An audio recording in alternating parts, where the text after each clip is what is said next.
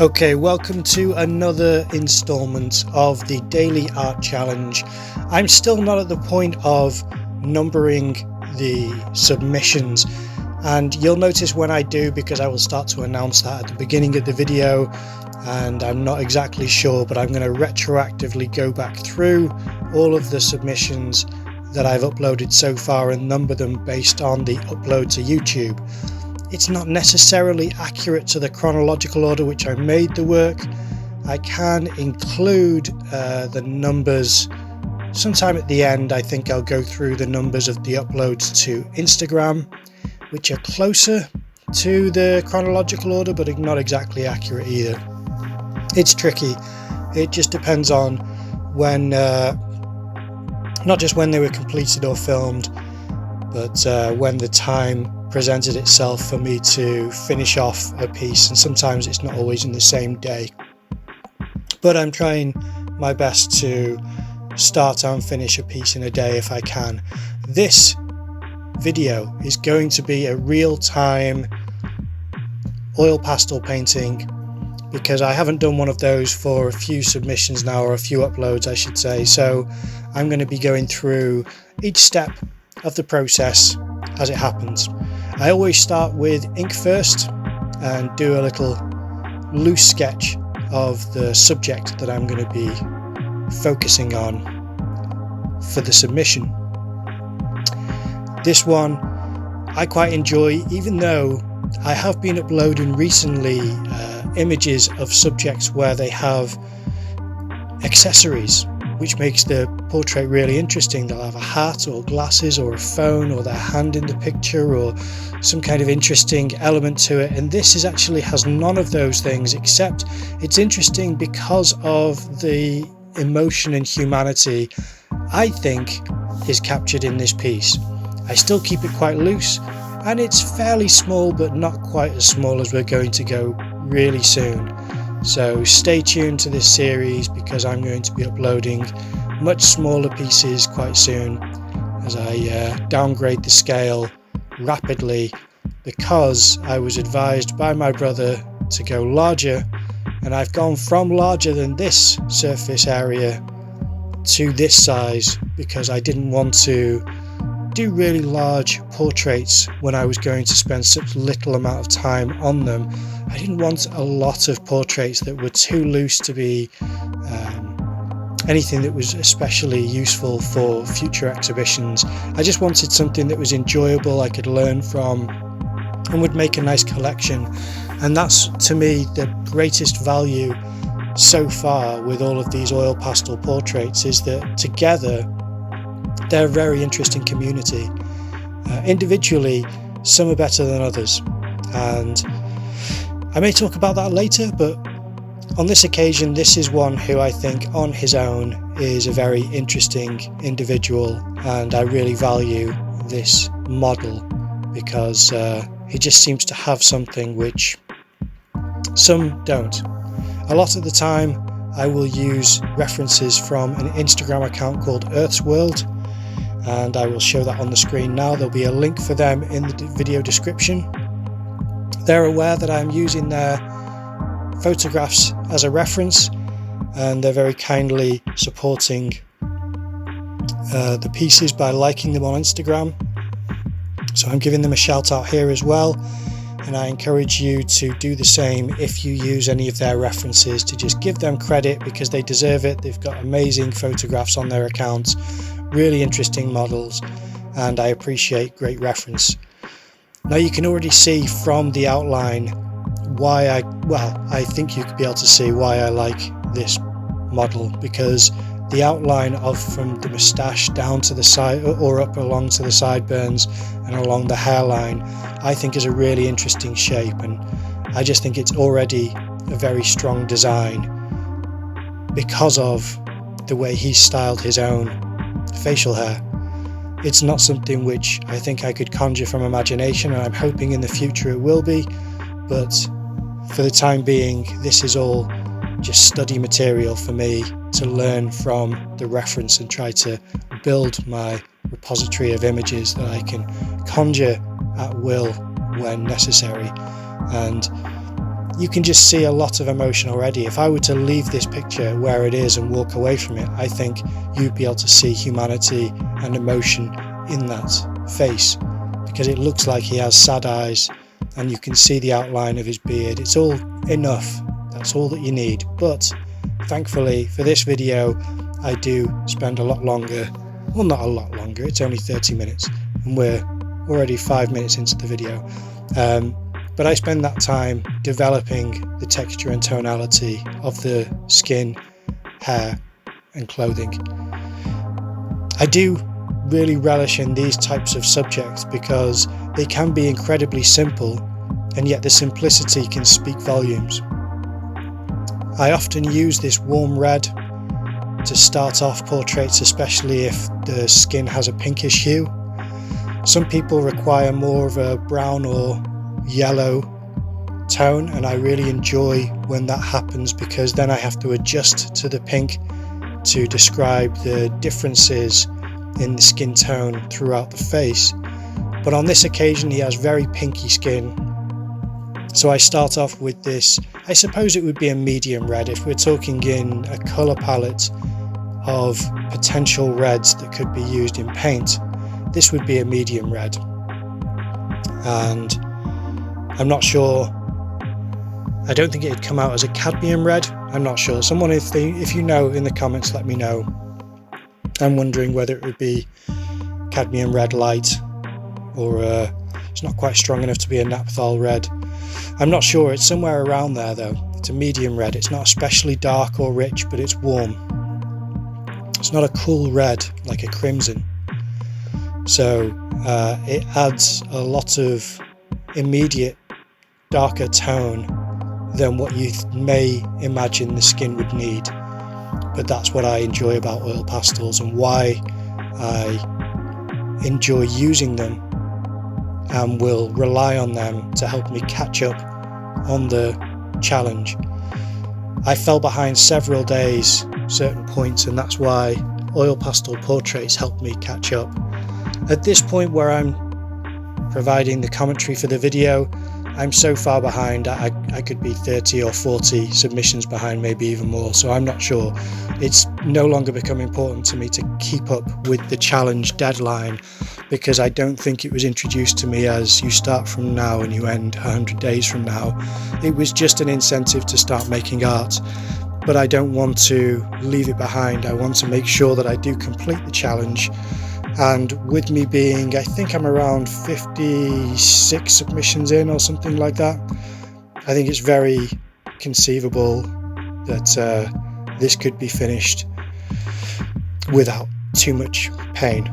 I'm hoping that there will be no break between this video and the rest regarding a daily upload.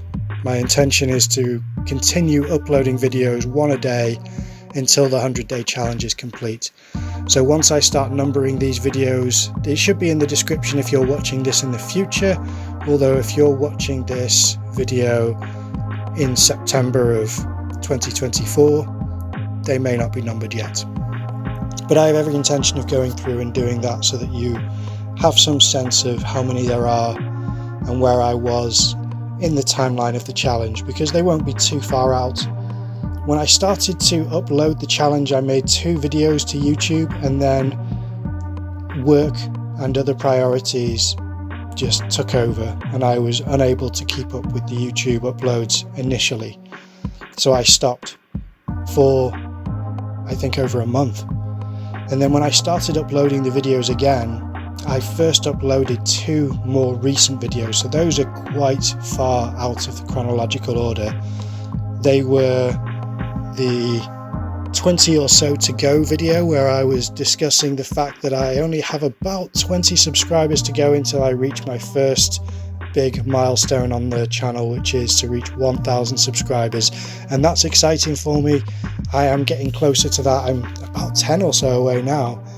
And then after that I uploaded a video where I'd made a digital doodle, and it was just inspired by several things. It kind of, inspired me that day. I think it was a film trailer, and I'd been to see an artist friend of mine. So I uploaded these 2 videos to my channel thinking I'll just show that I'm still making a daily art challenge. I haven't given up on it. I just didn't manage to continue with the upload to YouTube. It was just too much to ask of me at the time. Since I did that, since I uploaded those 2 more recent videos, I have made sure to go back and, in retrospect, edit and tweak, comment on as many videos in order as possible, and that's why we've had this elongated run of oil pastel portraits, because this is what happened in the timeline. I started making oil pastel portraits. They were less challenging than other mediums that I was trying, or media I should say that I was trying, so I was inclined to continue using oil pastels. But then also I enjoyed sourcing the portraits from Earth's world, and I also appreciated how these little squares that were otherwise going unused were now finding a reason to be stored in my room, because I always kept this type of surface area to draw or paint on.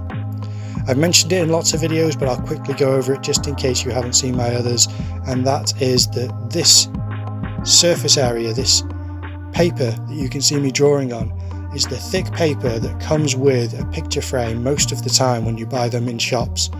The picture frame will have the dimensions of the frame behind the glass, and when you remove that, you can see on the other side there is a textured flat image. It just looks grainy. It's smooth to touch, but it's not glossy. So it's the perfect surface area for oil pastels. It's thick because it has the plasticky side on one side, and then it's matte because it has a papery side on the other, which is what I'm drawing on at the moment. Some would say painting on. I don't know. You can see here that I've started already to use a medium pink and a lighter pink to blend into that first red that I started with. The medium pink is around his underneath his eyes, and the lighter pink is showing the light on the forehead, on the cheekbones, and just touches here and there just to show a light source and to blend in and give a more realistic skin texture to the portrait. All of this now becomes a lot more playful, because once you've done the initial blending of the colours, finding midtones and interesting colours to introduce, things that feel natural but also are improvised at the moment, are part of why it's so useful for me as a medium to go to, is that I'm becoming more and more familiar with it, and it is still playful and experimental to an extent. Using this brown could have been a blue, it could have been the red again, or you just need a tone in there. So it feels as though I'm discovering things each time I'm exploring my way through finding a person's likeness on the surface. And I don't think anything can be more rewarding than that when you're making art, is to feel as though you are reaching epiphanies throughout the process. I haven't touched the hair or beard or shirts yet, and that is normal. The first thing that I usually tackle is the skin tone. It's usually the largest surface area and can be the most challenging to create a realistic shape and surface area immediately, because you want it to show the different planes of the face. How the face and how the head is turning is described by the light, which is reflecting off the surface and where the shadows collect. That's why it's the first most important thing that I tackle. And then it doesn't take long until you can't help but put the eyes and other features of the face in there. But at the moment we're at the stage of developing the skin to an extent where the most important feature has been rendered. Everything else can be fairly loose. I've explored this in a few videos, and if you've watched this series, you'll know that the eyes can be just blobs and dots. The hair can be scribbled or squiggles or something very vague. And a beard can have touches of purple in it instead of it being brown, black, grey, white, etc. It's all the choices that you make based on what you're trying to achieve in the moment, usually reacting to every mark that you've made. I was reviewing a conversation that I had with a guest on my podcast, which is Painting Insights podcast, and the guest was David Chevlino. He and I were discussing the merits of pausing before you start to make a mark. The concept is that if you are doing a drawing or a painting and you set up your easel, you have your canvas, your paints, whatever your materials are, and then you look at your subject and make a mark, from that point on you are trying to fix that mark to make it more and more accurate by putting it in relation to other marks and ideas that create some semblance of accuracy or compositional strength. Whereas another idea that was introduced to me by a friend of mine years ago was that if you spent more time looking and less time drawing or painting, the first mark that you'll make will be far more well informed than it would have were you to have made a mark before you'd spent a long time looking. This is easier said than done. As much as I know this and discuss it quite often, I still fall into the same habits of sitting in front of something and starting to make assumptions on the surface, and that doesn't always serve the piece that you are trying to make. In fact, it rarely does. The truth is, you will lose nothing by spending a long time looking. You'll lose some of the drawing time, but you'll lose nothing in the quality of the work that you're making. So long as you don't allow the anxiety of the time constraints to affect you, your observations will more keenly inform every mark and every decision and every colour mix from that point on. It's very important. It's the same with these references. Even though it's just a still image, a photograph on a screen, if I would have spent longer looking, it would have been a stronger portrait.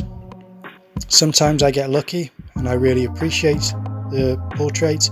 Other times I know it should have been better, but it is what it is, and I still appreciate having something, because some days it's very difficult just to start making work at all. So I really just like the idea of making some work and pushing the practice forward.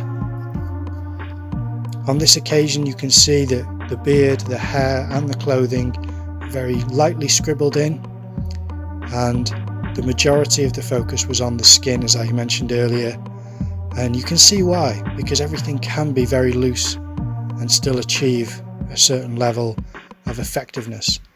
But I have every intention of blending the first few marks that I've made for everything else as well for the hair. So I have a grey here that I'm going to work in, trying to suggest that the hair isn't just black, there is this salt and pepper look, as some would say, and that can be a very interesting difference. If it were just black, you'd be just blocking in a matte surface on the hair, just a black vacuous space. So having this grey area in the hair actually adds interest.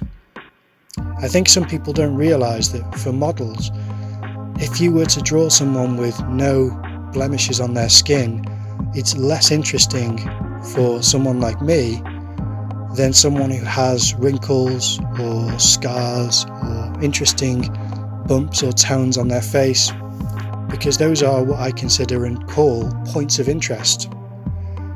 They're anchors on which I base measurements and also where I can utilize the different colours and different tones that you are gifted with in your media.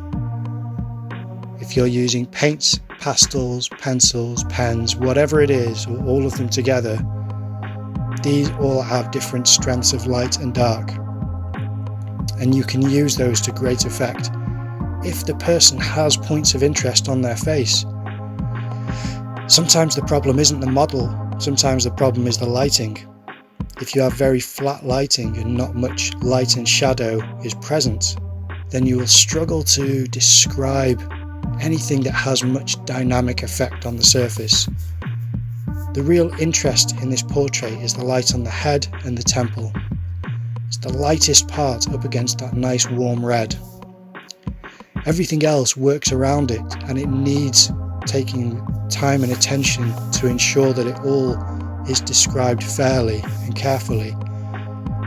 But the sensitivity in rendering the skin is what is important when you're looking at the way the head is turning, the light is shining, the focus, the emotion, and the power of the aesthetic you're trying to capture.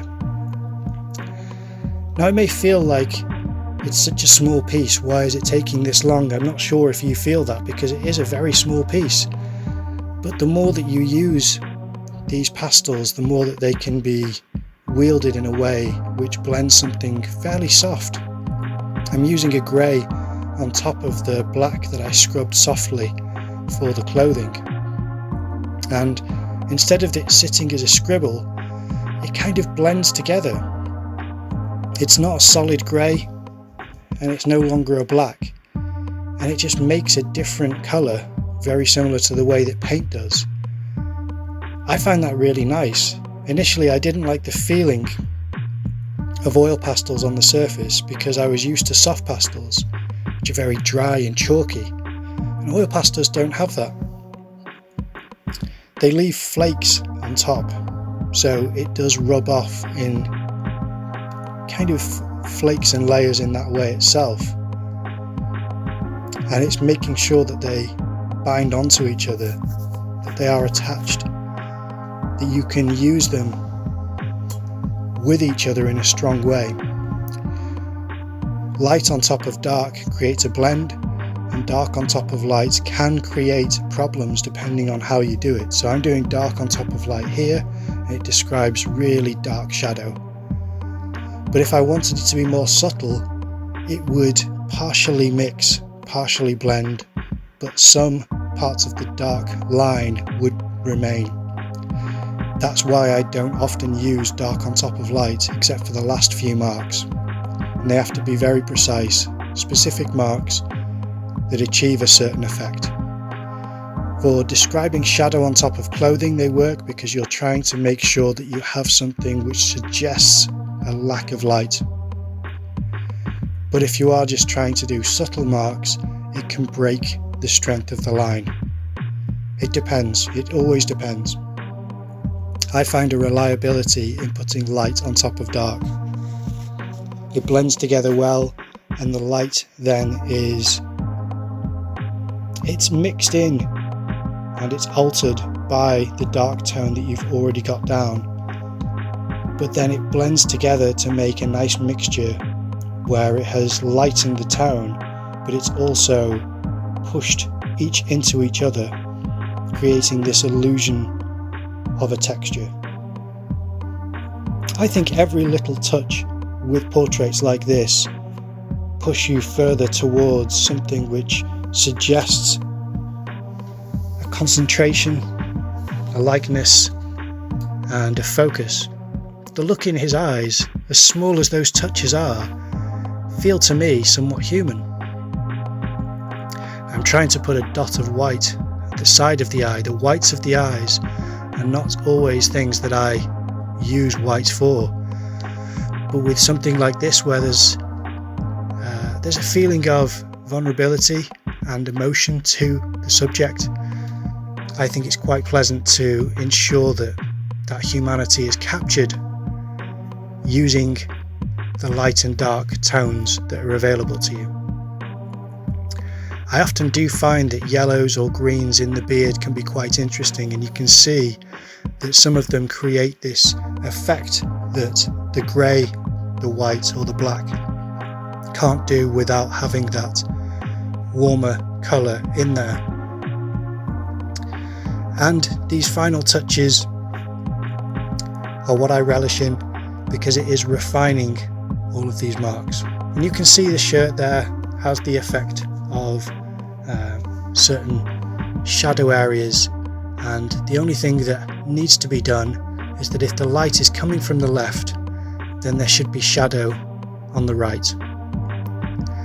And that's what I'm trying to create on the shirt, is some lighter touches of shadow on parts of the shirt to suggest that shadow collects underneath the jaw, just as it does on the neck, and it will do on the shirt, because it's coming from the upper left is where the light is.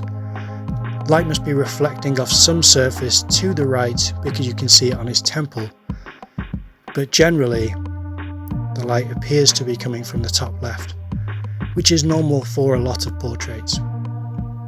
Often when I'm doing demonstrations for people, if I'm drawing from imagination, I will set the light source to the top left. There's nothing stopping me from doing it to the top right. It's just something which feels natural to me. Perhaps it's because I'm right-handed, but I'm not sure. I've noticed other people say this, not that it's because of right-handedness, but because of a consistency that it will have. Here I'm just removing the piece just to brush off all of these flakes and crumbs from the oil pastels, which is usually the case. But yeah, it's just a consistent feature of portraiture that I've noticed, is that light will come from the top left. Always when I brush off the flakes and crumbs, I will always make more marks once it's on the surface. This isn't because I thought it was finished and then realised it wasn't. It's because all of the flakes on top of the surface hide what is already there, and once you've brushed them off, you can then add to what is there and what is remaining if there is something needed still. That's why I will always brush off all of these crumbs and flakes and then think, this needs a touch, and this also needs something darker, and just a little added piece here and there will strengthen it. And that's why it's always the mid-tones, it's always tiniest of touches. It usually is the red, and it's usually underneath the eyelids, and little suggestions here and there which make a huge difference in the finish in my view, but may be invisible to everyone else. It's often a very different experience for someone who has made a piece of artwork than it is for people who are viewing it in its completed form and haven't seen every mark that's been made. And even if you've watched it, in this case, in real time, I imagine it's very different from my experience of making it, remembering every mark and every blend that I've attempted, and everything which I feel was somewhat of a surprise or a revelation or a discovery along the way will be there for me to see. And I can see what I'm trying to do here is suggest the light a little bit more strongly in certain places. As much as it's nice to have the skin with that darkish pink, it's not always natural to have it that dark. If there is a light source on one side, it is best to suggest that that light source is strong on one side more than the other, and that will give you a clear light and shadow. It's not chiaroscuro or tenebrism, but it is a light and shadow that if you had to answer where the light source is coming from, based on the shadows and based on the light spread across the face, it should indicate where logically the light source could possibly be. But there's no end to fiddling in these last few marks. It's always at the last minute refinement before putting down all of the tools and feeling that it is complete and the person has been captured on the surface. But I am happy with the look. It looks to me somewhat sad It has interesting colours in different parts of the portrait, some brown in the hair, some green in the beard, and a look of sadness in the eyes. I do really enjoy making these. No great elaborate costume and not many accessories, but I think a very human look on the face and a very nice portrait that I enjoyed making. I appreciate you watching, and if you try it for yourself, let me know in the comments how it goes for you. I'll see you tomorrow.